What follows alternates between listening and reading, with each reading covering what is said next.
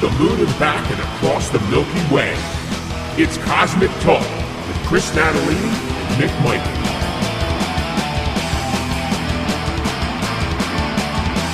News, movies, and more.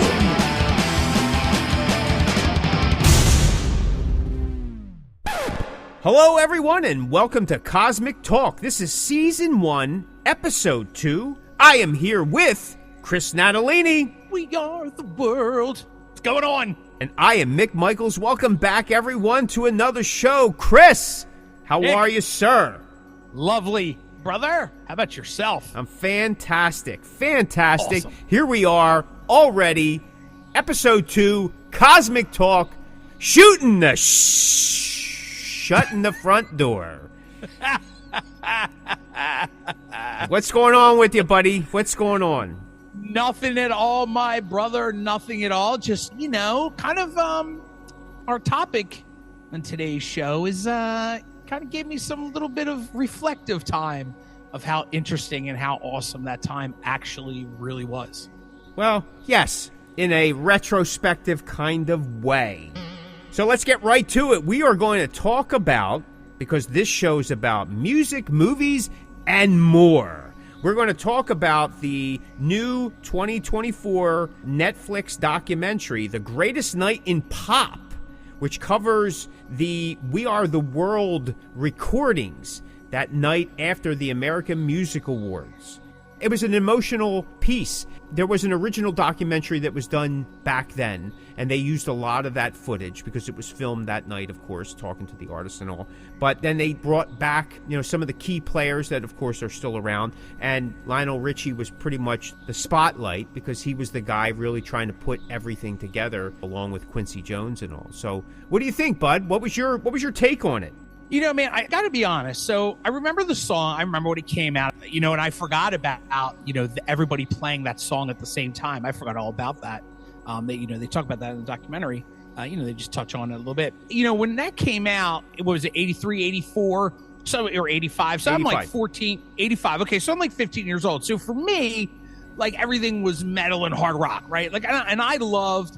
I always, and I still do to this day, like I still watch some of these music award shows. And I remember really enjoying shows like the American Music Awards back then. And I totally remember Lionel Richie and his outrageous, when he always said the word outrageous, which they show in the documentary, which made me laugh because I'm like, oh my God, I remember that. But I never realized that those people, because I didn't pay attention to that kind of stuff, because I was young, I didn't understand it. I never knew the key players in that because I couldn't wrap my head around that kind of thing then. You know what I mean? Like I didn't understand all that. I just bought records and liked bands and listened to music because like I said, I'm 14, 15 years old. So watching that now going, man, how intense is this project? Like looking back and being in my 50s and understanding the business and realizing celebrities and how creating a song in the studio, how tiresome and stressful that is when you're on a deadline and they're working reel to reel. Like it wasn't even, digital at that point, which made things even harder for those guys when someone messed up. I'm looking at it, I'm going, man, what an intense thing. And I didn't know that Lionel Richie and Michael Jackson and, a little bit of Stevie Wonder in the end, I didn't realize that they had such a heavy hand in the songwriting process, which was super cool. Because again, like I said, I didn't really pay attention to songwriters and producers. Obviously, I knew the name Quincy Jones. Obviously, I followed Michael Jackson because I think Thriller, even to this day, is one of the greatest records ever in history. So I did know that, but I didn't really understand the heaviness of what they were trying to create in such a short amount of time. And the 80s, watching all of those celebrities in that room, if you think about it, Mick, everybody in that room was such a big player at the time. Cyndi Lauper, Huey Lewis, Lionel Richie, Sheila E., Michael Jackson, Paul Simon, Bruce Springsteen. Like the 80s were consumed by those individuals and many more. Obviously, there's many more people in that documentary, but pretty much most of the people in that documentary were just completely all through the 80s. They were your biggest names in the 80s. Kim Carnes, like just ridiculous of the amount of power and the amount of talent in that room as I sit and watch this documentary now, being in my 50s, really appreciating what they did. I was never a big Cyndi Lauper guy. Not that I didn't like her music. I just missed her. Like I didn't really pay attention to her. I knew all of her songs, of course. But watching her kill that note, like to this day, it made my hair on my arm stand up. Like that note she hits with Huey Lewis and Kim Carnes, and her innocence. And, I knew early in the documentary, they said she had a little bit of reputation. She had, her boyfriend claims that it wasn't going to be a hit, whatever. But her innocence and, the amount of power and the amount of people that were surrounding her at that time, even though she was a huge, huge star, she was still young compared to all these other people in this room, Bob Dylan and, Steve Perry and Harry Belafonte and Kenny Rogers. And she was still such a young artist, and her innocence in it really attracted me to her part of the documentary, that I was just kind of like, man, like what a thing. And, and I'm a singer. Well, whatever. If that's the way you want to classify me as a singer, that's fine. And I understand the stress and the vulnerability it is to sing in a studio by yourself without hearing any outside music, because they show Bruce Springsteen, they show Bob Dylan, they show Michael Jackson, just singing these lyrics without the music. All you hear is in their headphones. And, Huey Lewis talking about him being stressed out, like he was legit nervous because here he is, he's following Michael Jackson. His line is right, isn't he right after Michael Jackson, I think? Yeah. And you're like, I'm following the king of pop. And at that time, Michael Jackson was a huge star. So I can relate to that kind of holy crap. To sing in a studio like that, for me to sing in a studio is super vulnerable. To be Huey Lewis standing with all those stars, I could have never done it. I would have been like Waylon Jennings and been like, I'm out. Forget it. You know what I mean? Like, I can't do it. Like, this is ridiculous. So that documentary to me was super powerful. I loved every minute of it. I look back at how important that song is now. It's special, man. It's special to get all those people in a room. And, at the end of the documentary, they talk about Diana Ross. She was crying, and, she said to, I don't remember who she said it to, but her comment was, why are you crying? And she says, because I don't want this to end. And I felt the same way about the documentary. I'm like, man, I could have watched another half hour of this. They showed a little bit of things happening, with all those egos, but, it's just so powerful to see all that talent, man.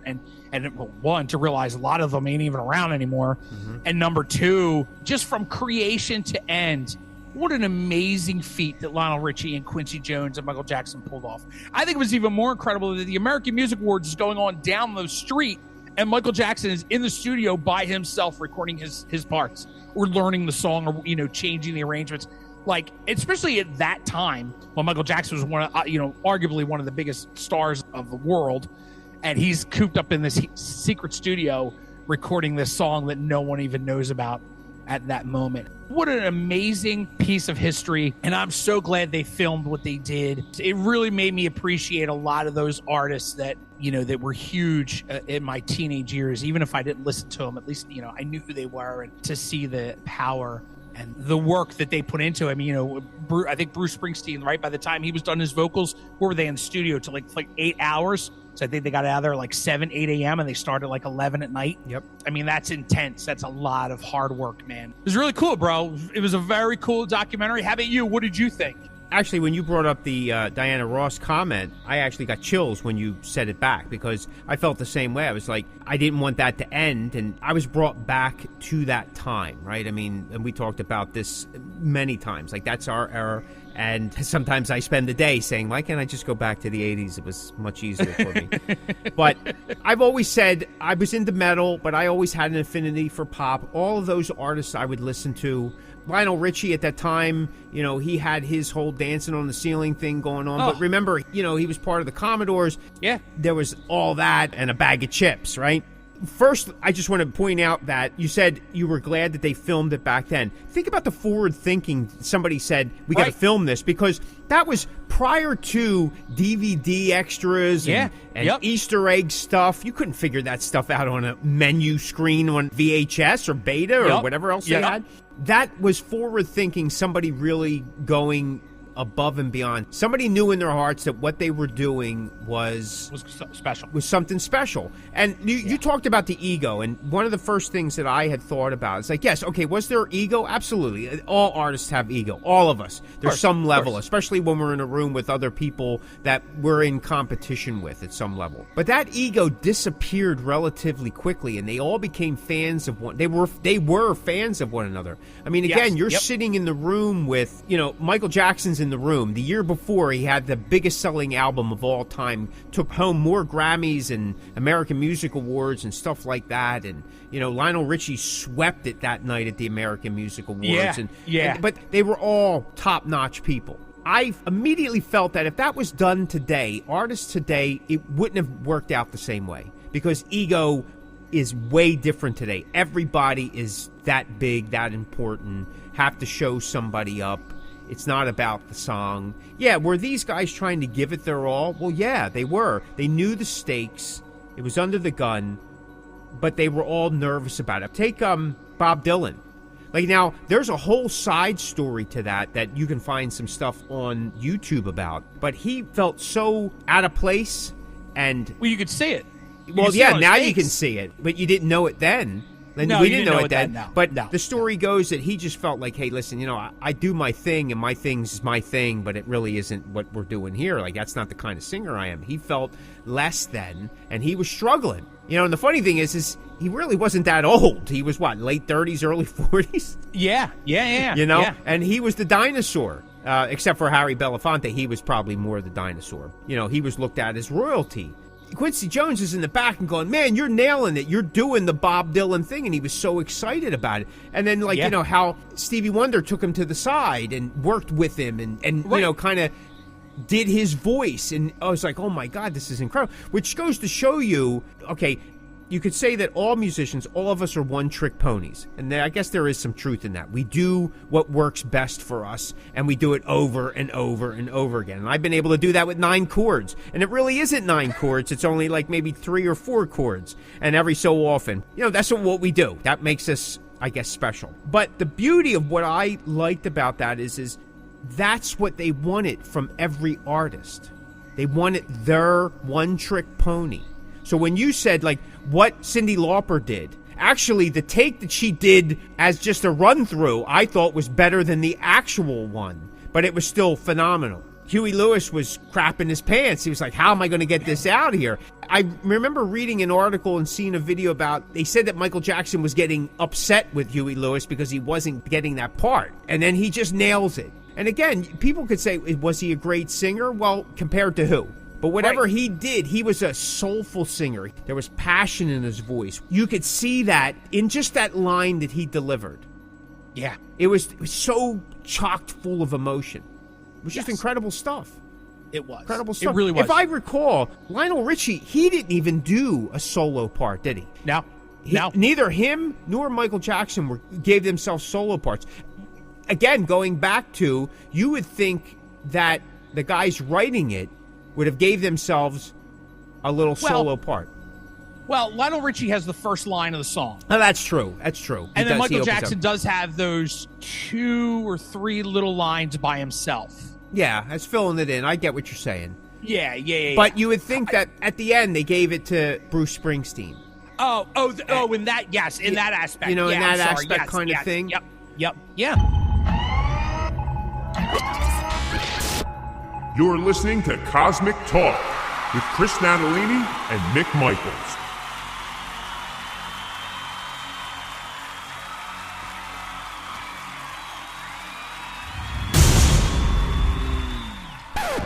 Listen, it was an amazing song then. It still is an amazing song now. I loved how they did the documentary, the new footage and the old footage, and then they brought in more of what was really happening behind the scenes, like the intensity, like you were saying. All these people opted not to go to an after party. Yeah. To put this time in. And think about the people that were invited and didn't go. Yeah. Do you know what I mean? Yeah. They just didn't go for whatever reason. Waylon Jennings and Sheena E. left. Left. Yeah. Waylon Jennings left in the middle of recording. He was like, yeah, I'm not doing this Swahili thing with Stevie Wonder. I'm out. To me, that's impatience.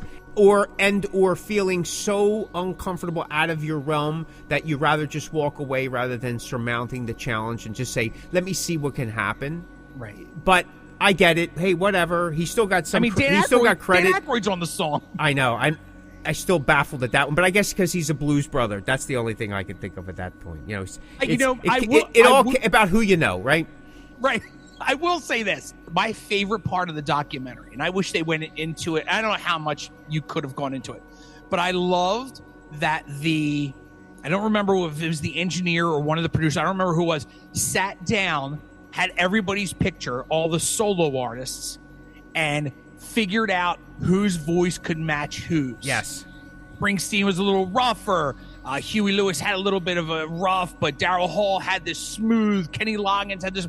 Dude, like knowing how much time and effort he took to match those voices together makes listening to those parts way more impactful now. Because looking back, because I listened to the song after I watched the documentary and without the video, just listening to the song. And now when you hear the blend of those voices and, not realizing that thought went into where those people are. It wasn't just going up to the microphone and going, Billy Joel, here, this is your line. Paul Simon, this is your line. K-Line. There was reasons why they had those lines placed where they were.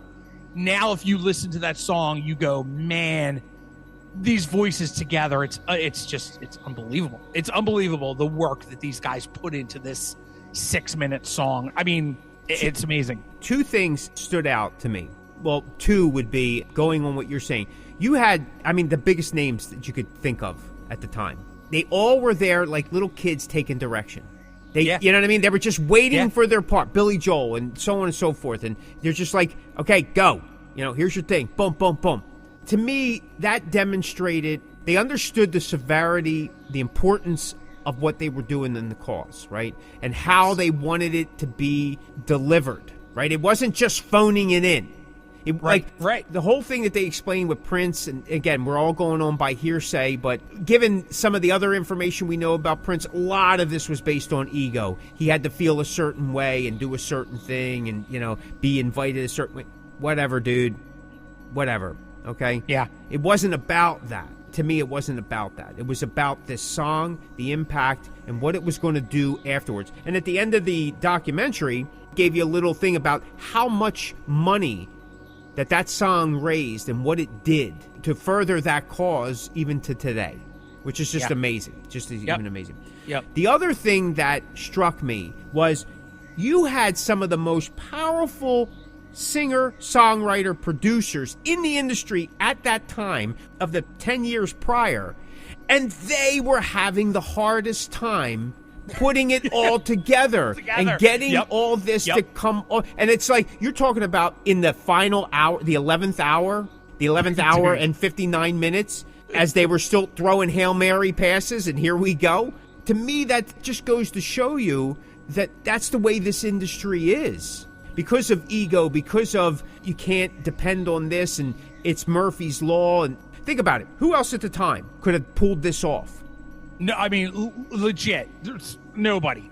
Right? Nobody. You had 84, 83, 84, you had Michael Jackson, biggest album in the world. Was on tour with the Victory Tour. Produced by Quincy Jones. Right. Yep. Stevie Wonder had just been, he's just constantly you go from like 60-something to, early 90s. He was just popping out one hit after another. Hit after another. Lionel Richie had the biggest. Dominated the 80s. Right. At that time, his solo album was gigantic. So you're talking top-notch guys. And they were still struggling. So what chance in hell do you and me have?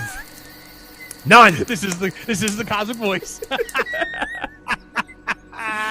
And I was getting choked up at the end. I'm not afraid to say it. So good. You know what I mean? Because, like you said, so many of those people are now gone. Yeah. And like Lionel Richie said at the end, and again, I'm going to go on that this wasn't shtick, even though he has gotten a little bit more shticky over the years. Like he's definitely putting on the dramatic role, especially with that new face work of his. I'm not exactly sure what happened there, buddy. And I can't believe that somebody said, looks good, man. Looks good. Anyway, I say that all the time but when I see people. at the end, when he said, like, in that moment in time, like a family was created. Yeah. A lot of those people he knew even then, they were already connected. But what they achieved, I'm going to, use the song that Whitney Houston did for the Olympics in '88, One Moment in Time. That literally was a moment in time that all these artists of such, like you said, talent and impact at that time got together and did something. I mean, which then, stemmed all this other stuff, Farm Aid and Chris Natalini Aid and, whatever. It forced the hand of, heavy metal guys to do it with Hearing Aid and stuff like that. I mean, everybody wanted to do their piece. This was a response to what they did in the UK with Do They Know It's Christmas, then stemmed Live Aid, which was the connection of the two, putting together and just creating a day of music worldwide. It's never been repeated. No. It's never been repeated, and it's never been attempted at such. And you would think nowadays, with what the technology could do, I think it just demonstrates that, unfortunately, nowadays, it just seems like, every couple of years, it's yet another massive world crisis that we're being faced with. But now it looks like every time one happens, here comes the political, something more is taken away from us. So there you have that. Yeah. Like I said, I got choked up at the end.